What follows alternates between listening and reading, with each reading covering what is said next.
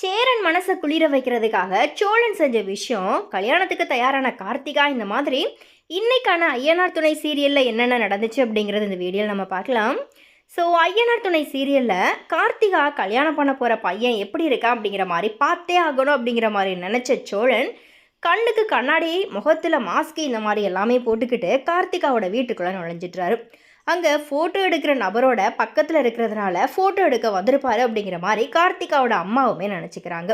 அதுக்கேற்ற மாதிரி சோழனுமே அங்கே ட்ராமா போட்டதுனால யாருக்குமே சந்தேகம் வரல.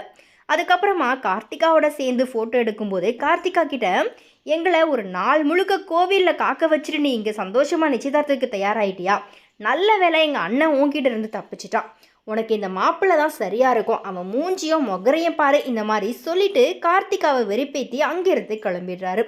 சோழன் கார்த்திகா வீட்டுக்கு போனதுனால என்ன ஆகும் அப்படிங்கிற பயத்தில் நிலா இருக்கிறாங்க.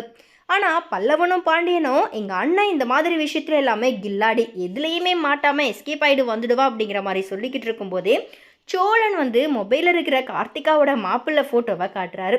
எல்லாரும் பார்த்து நம்ம அண்ணனை விட மாப்பிள்ளை சுமாராக தான் இருக்கான் அப்படிங்கிற மாதிரி கிண்டல் அடித்து பேச ஆரம்பிச்சிட்டாங்க. அதுக்கப்புறமா அங்கே வந்த சேரனுமே அந்த ஃபோட்டோவை பார்க்குறாரு.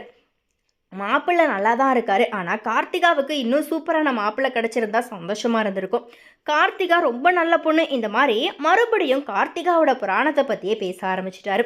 ஸோ அந்த வகையில் கார்த்திகாவுக்கு மாப்பிள்ளை மொக்கையாக தான் கிடச்சிருக்கிறாரு அப்படிங்கிறது தெரிஞ்சதும் சேரனோட மனசு கொஞ்சம் குளிர ஆரம்பிச்சிருச்சு. ஸோ அந்த வகையில் அங்கே இருக்கிறவங்களுக்குமே சந்தோஷம் வந்துருச்சு. ஆனாலும் இந்த கார்த்திகா சேரனுக்கும் சேரன் குடும்பத்துக்கும் சரிப்பட்டு வரமாட்டாங்க. ஏன்னா ஒரே தெருவில் இருந்துக்கிட்டு அம்மாவுக்கு எதிராக வாக்கப்பட்டு வந்தால் தொடர்ந்து ஏகப்பட்ட சிக்கல்களை சந்திக்கும்படியாக தான் இருக்கும். அதனால் கார்த்திகாவுக்கு இப்போ பார்த்துருக்கிற மாப்பிள்ளையோட தான் கல்யாணம் நடக்கும். சேரனுக்கு புதுசாக வேற ஒரு ஜோடியுமே வரப்போகிறாங்க. ஸோ கண்டிப்பாக இதுதான் நடக்க போகுது. ஸோ என்ன நடக்க போகுது அப்படிங்கிறத நாமளுமே வெயிட் பண்ணி பார்க்கலாம்.